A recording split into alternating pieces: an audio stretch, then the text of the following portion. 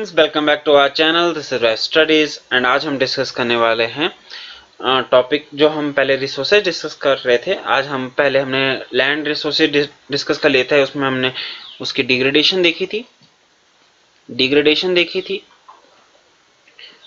कैसे हमारी जो सॉइल है वो डिग्रेड हो रही है, प्लस उसके लिए कंजर्वेशन एफर्ट्स देखे थे कि कैसे कंजर्व की जा सकती है, प्लस सॉइल के बारे में बात की थी, प्लस उसके फैक्टर्स देखे थे कि कौन कौन से जो फैक्टर्स है वो इसके ऊपर डिपेंड करते हैं, आपके सॉइल फॉर्मेशन में जो हेल्प करते हैं फैक्टर्स, उनके बारे में हमने बात की थी। ठीक है, सो आज हम देखेंगे वाटर के बारे में कि वाटर क्या होता है, कि वाटर एक रिसोर्सेज कैसे मतलब हमारे लिए बेनिफिशियल है, प्लस उसके बारे में हम थोड़ा सा देखेंगे कि कैसे ये डिप्लीट हो रहा है, कैसे ये पोल्यूट हो रहा है, प्लस इसके बारे में थोड़े से कंजर्वेशन मेजर्स भी हम देख लेंगे। ठीक है, सो वाटर इज फर्स्ट अगर हम स्टार्ट करें तो water is a renewable resources. ठीक है, और जैसे कि आपको पता है कि हमारा जो अर्थ में आपका 30% लैंड है, तो 70% है हमारा वाटर है, जिसकी वजह से हमारे जो अर्थ को कहा जाता है वाटर प्लैनेट। ठीक है, और इसका जो मोस्टली जो 70% है आपका, उसमें से जो फ्रेश वाटर है जो हमारे पीने लायक है वो सिर्फ आपका 2.7% है। ठीक है,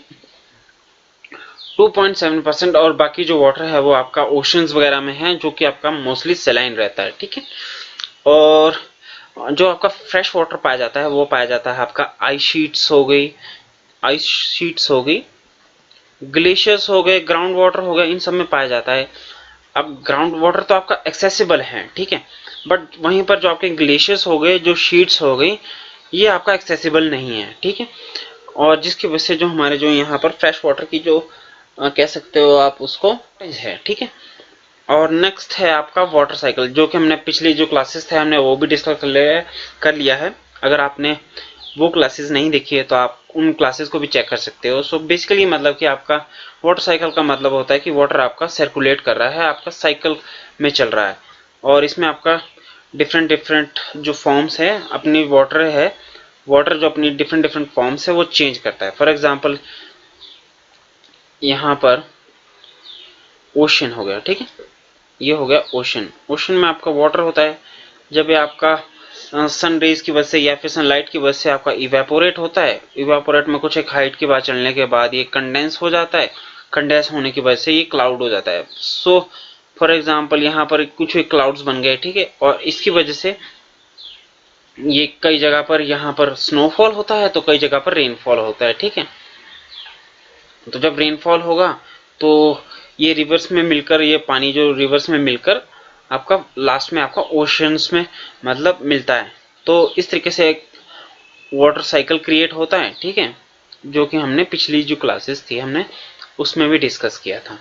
ठीक है, तो अगर हम देखें कि वाटर रिसोर्सेज हैं वो कैसे डिप्लीट हो रहे हैं या फिर कैसे ये पोल्यूट हो रहे हैं, तो इसके जो मेजर रीजन रहते हैं वो रहता है, फर्स्ट जो रीजन रहता है वो है इसका एग्रीकल्चर। अगर एग्रीकल्चर की हम बात करें, जैसे कि आपको पता है आपका एग्रीकल्चर की प्रोडक्टिविटी बढ़ाने के लिए हमारे पास डिफरेंट ताकि हमारी जो क्रॉप है वो सेफ रहे, उसको हम उसकी प्रोडक्टिविटी बढ़े, तो उसके लिए हमारे पास काफ़ी फर्टिलाइजर्स यूज़ किए जाते हैं,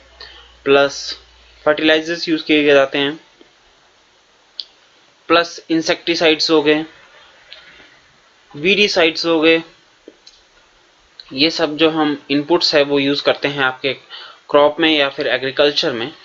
और अब क्या होता है कि ये कुछ एक जो पार्टिकल्स हो गए, जैसे ये केमिकल्स हो गए, ये आपके with the help of rain water की वजह से ये क्या करते हैं, ग्राउंड वाटर में मिल जाते हैं, जिसकी वजह से जो हमारा जो ग्राउंड वाटर है वो पॉल्यूट हो जाता है, जिससे हमारा जो, और अगर हम बात करें कि जैसे जैसे पॉपुलेशन बढ़ती जा रही है, सो उनकी पॉपुलेशन की फूड सिक्योरिटी के लिए अभी एग्रीकल्चर के ऊपर स्ट्रेस पड़ रहा है, और एग्रीकल्चर में आपके प्रोडक्टिविटी बढ़ाने के लिए फर्टिलाइजर्स, इंसेक्टिसाइड्स, वीडीसाइड्स है आपका इंडस्ट्रीज।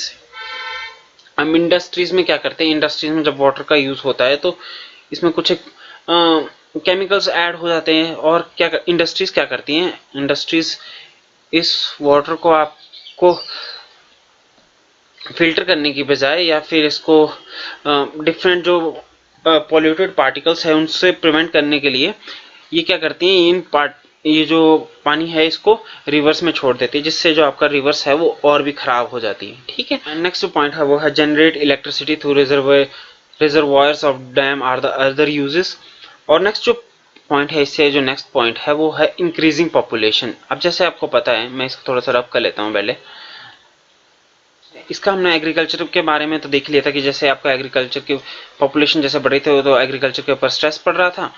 ठीक है, तो अगर हम पॉपुलेशन की बात करें, फॉर एग्जांपल आपका पॉपुलेशन आपकी इंक्रीज हो रही है। ठीक है, तो पॉपुलेशन इंक्रीज होगी तो आपका जो वो जो वाटर कंज्यूम करेंगे वो भी ज़्यादा होगा, और इसकी वजह से जो पर पर्सन आपकी जो वाटर की जो अवेलेबिलिटी है वो भी कम रहेगी। ठीक है, जिसकी वजह से आपका मतलब वाटर के जो रिसोर्सेस है, वाटर की जो डिमांड है वो भी बढ़ेगी ज़्यादा पॉपुलेशन बढ़ने की वजह से, जिसकी वजह से आपका जो वाटर है वो और डिप्लीट हो रहा है। ठीक है, rising demand for food and crash crops, ये भी हमने पहले ही डिस्कस कर लिया है कि हमारे जैसे जैसे पॉपुलेशन बढ़ती जा रही है, फूड की डिमांड बढ़ती जा रही है, कैश क्रॉप्स की डिमांड बढ़ती जा रही है, तो ये आपका ये भी एक मेजर रीज़न रहता है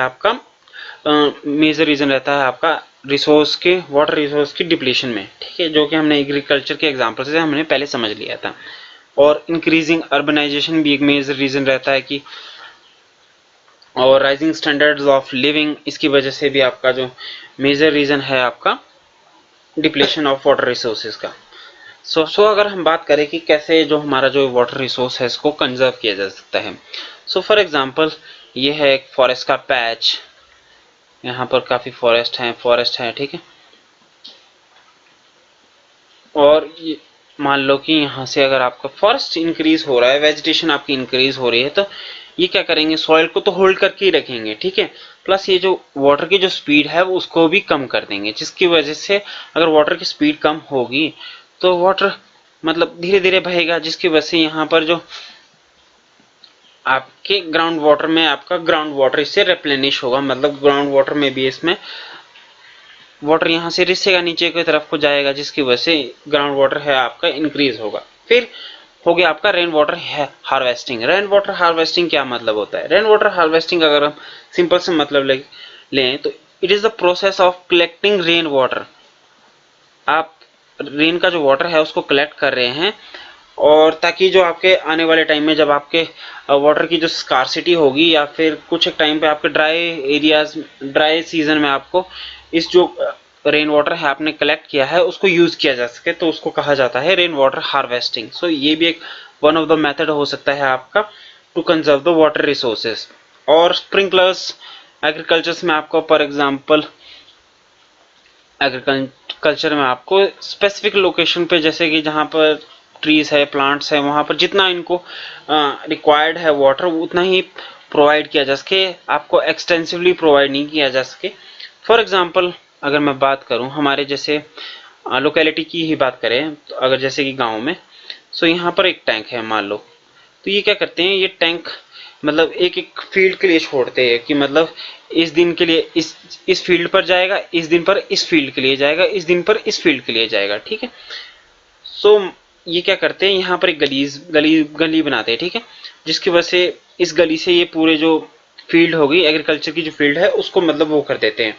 सो इसकी वजह से कुछ जो पानी है वो आपका वेस्ट भी होता है। सो स्प्रिंकलर्स में ऐसा किया जा सकता है कि आपका जो आपकी जो लोकेशंस होती है, फॉर एग्जांपल जहां जहां पर आपकी क्रॉप्स होगी वहीं पर आपके स्पेसिफिक लोकेशन पर आपका जितना मतलब प्लांट को नीड है उतना ही वहां पर उनको प्रोवाइड किया जा सके। ट्रिकल इरिगेशन या फिर ड्रिप इरिगेशन की बात किया जाए। और स्पेसिफिकली जहां पर अगर आपके ड्राई एरियाज है जहां पर रेनफॉल कम होता है तो वहां पर ये जो मेथड है वो काफी यूजफुल हो सकता है। ठीक है, और कैनाल्स का भी आप यूज काफी सस्टेनेबल यूज करोगे तो आपका जो वाटर है वो कंजर्व किया जा सकता है, वाटर रिसोर्स है वो कंजर्व किया जा सकता है।